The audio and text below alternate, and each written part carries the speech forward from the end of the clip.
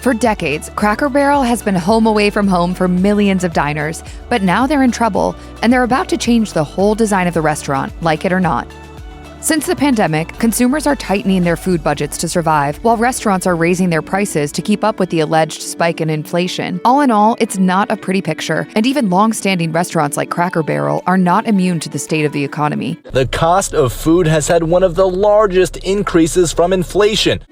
In the final fiscal quarter of 2023, for instance, Cracker Barrel raised their prices by 8.7%, followed by another 4.9% hike in 2024. And they aren't alone. According to the National Restaurant Association, the price of restaurant food across the board rose by roughly 3.6% over the course of 2024. Rising prices have helped contribute to a trend of people staying home instead of dining out. According to an August 2024 report from the Ipsos Consumer Tracker, a third of American consumers say they now prefer to stay home and cook to save money. While Cracker Barrel did see a 6.9% boost in its 2024 Q4 earnings compared to 2023 Q4 earnings, it still fell short of the analysts' consensus mark of $899 million and saw a store sales decrease of 5.5% from 2023. If it is any solace for Cracker Barrel, they aren't the only chain struggling. IHOP, the Cheesecake Factory, and Applebee's all saw downturns in their business over the last year.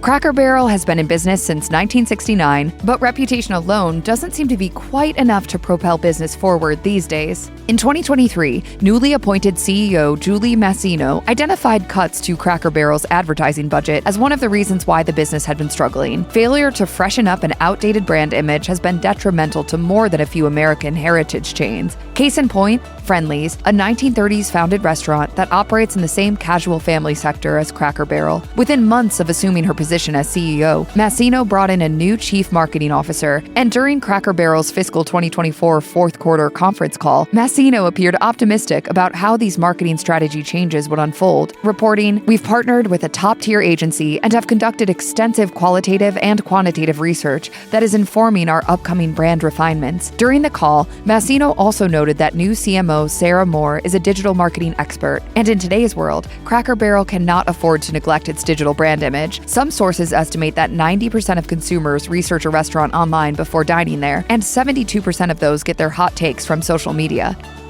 One of the biggest ways older restaurants show their age is by losing sight of the guest experience. Faded decor, sticky floors, beat-up furniture, and poor service are some of the things guests notice when they walk into restaurants that are past their prime. And Cracker Barrel has been struggling with these issues for a while. Cracker Barrel's need to modernize also extends to their menu. The chain built its reputation on serving home-style meals at affordable prices, but customers agree that the quality standards have slipped. Common online grievances include the food being overly greasy, too salty, sloppily prepared, and improperly cooked. One Yelp reviewer simply wrote, "Service sucks, food sucks, vibes suck." Upper management at Cracker Barrel admits improvements to the guest experience need to happen now, so they've embarked on a remodel program that will implement updates to the interiors or exteriors of select locations. The remodel program, which runs through 2025, will be accompanied by menu changes. But will it be good enough?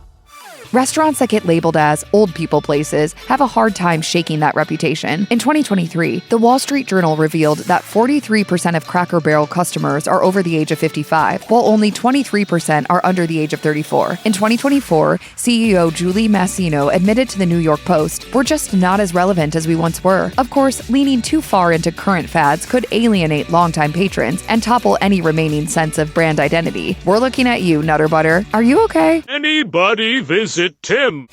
But holding too tightly onto the old ways of doing business is a doomed strategy too. To succeed, Cracker Barrel has to craft a robust plan of attack that draws in younger consumers without irritating grandma and pops. How do we make sure that we appeal to people who love us because we want them to keep loving us, but how do we welcome even more people into the brand?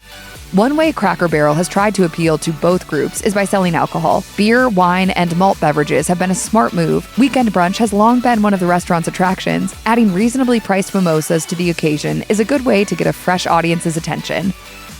At the heart of Cracker Barrel's struggle are sales numbers that have been on a downturn for a decade. This reality has only made the fallout from the pandemic more difficult. Since lockdown, senior citizens have been more reluctant to dine out than ever. While attracting a new audience is important, Masino also hopes to bring back older guests by keeping some menu price points low. In the first quarter of 2024, Cracker Barrel raised prices in 150 locations, while also lowering them in 70 restaurants nationwide. The chain is now focusing on adding new items to both the higher and lower priced parts of the menu. menu. Offering early dinner deals is a plan Massino says she believes will convince older customers, who tend to eat earlier, to visit the restaurant more frequently. Cracker Barrel is also facing some stiff competition. The chain is losing out to other restaurants that may have better advertising, better deals, or better food. On top of that, as a restaurant that serves both breakfast and dinner, Cracker Barrel effectively doubles its competition. For breakfast, the chain is competing with places like Denny's and IHOP, and for dinner, it competes with restaurants like Olive Garden and the Cheesecake Factory. In the summer of 2023, then CEO Sandra Cochran said their marketing was less effective than they wanted, especially against the backdrop of a highly competitive and promotional marketplace. Many of the competitors are not only getting sharp in the price point, but they also increased their level of advertising. It is this highly competitive world that Cracker Barrel must navigate, using its new strategies to find new customer base or crumble.